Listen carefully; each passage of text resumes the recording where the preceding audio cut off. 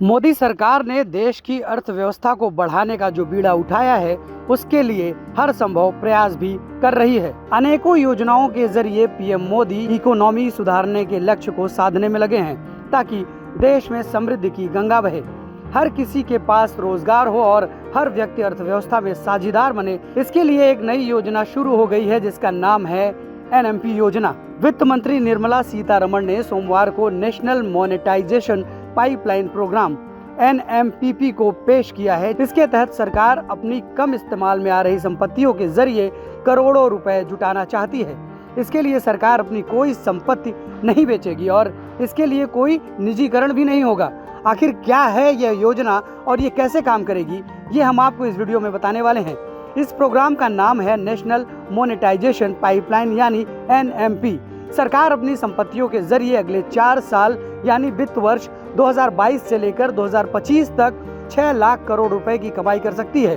वित्त मंत्री के 2021-22 के बजट भाषण में इसका जिक्र भी था। सरकार ने इन संपत्तियों के लिए एक समय सीमा निर्धारित की है। सरकार ने तय किया है कि मौजूदा वित्त वर्ष में 88,000 करोड़ रुपए और अगले 4 सालों के अंदर करीब 1.5 लाख करोड़ रुपए की संपत्ति को मोनेटाइज किया जाएगा। सरकार संपत्तियों के मोनेटाइजेशन को सिर्फ फंडिंग का जरिया ही नहीं, बल्कि इंफ्रास्ट्रक्चर प्रोजेक्ट्स के रखरखाव और विस्तार की बेहतर रणनीति के तौर पर देख रही है। अब कुछ लोग अफवाह फैला रहे हैं कि सरकार इन संपत्तियों को बेच देगी, मगर ऐसा बिल्कुल भी नहीं है। आप अफवाहों पर बिल्कुल भी ध्यान मत दीजिए, क्योंकि सच तो यह है कि सरकार का इस संपत्ति पर मालिकाना हक बरकरार रहेगा। हाँ, इसे प्रयोग करने का अधिकार निजी कंपनियों या निवेशकों को दिया जाएगा, यानी सरकार ही इससे जुड़े फैसले लेगी। एक तरह से सरकार संपत्तियों को लीज यानी कि किराए पर देगी। वित्त मंत्री निर्मला सीतारमण ने साफ कहा कि इन एसेट का ओनरशिप सरकार के पास ही रहेगा, बस इन्हें कमाने के लिए ही निजी फर्मों को दिया जाएगा, जिसे वो कुछ साल बाद सरकार को वापस कर देंगे।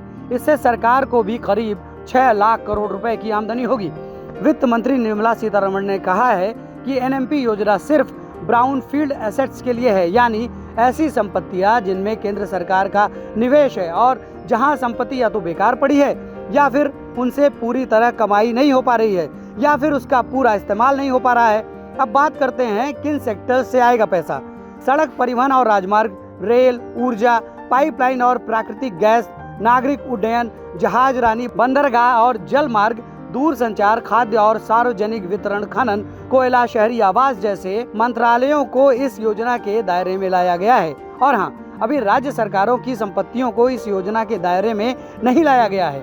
सरकार ने इस प्रोग्राम में 6 लाख करोड़ रुपए की जिस संपत्ति की पहचान की है, उसमें सड़क सबसे ऊपर है। मोदी सरकार का मकसद हाईवे को बिल्ड ऑपरेट ट्रांसफर यानी कि बीओटी मॉडल पर ट्रांसफर करके 1.5 लाख करोड़ रुपए जुटाने का लक्ष्य है। इसके बाद नंबर आता है रेलवे का, जिसमें सरकार ने 1,52,000 करोड़ रुपए जुटाने का लक्ष्य रखा है। इसके बाद पावर सेक्टर यानी पावर ग्रिड की ट्रांसमिशन लाइन को मोनेटाइज करके सरकार ने 45,200 करोड़ रुपए जुटाने का लक्ष्य रखा है। एनटीपीसी, एनएचपीसी या कोल इंडिया के हाइड्रो पावर प्रोजेक्ट्स को मोनेटाइज करके सरकार ने 39,832 करोड़ रुपए का लक्ष्य तय किया है। गैस सेक्टर में gas authority of India limited की पाइपलाइन को मोनेटाइज करके करीब 24,000 करोड़ रुपए का लक्ष्य रखा गया है। आईओसीएल और एचपीसीएल की पाइपलाइन को मोनेटाइज करके 22,000 करोड़ रुपए का लक्ष्य तय किया गया है। इन तय लक्ष्यों के आधार पर ही आगे चलकर हर हफ्ते और हर 3 महीने में मीटिंग होगी। सरकार की कोशिश इससे पैसा जुटाकर दूसरे जनहित कार्यों पर खर्च करने की है।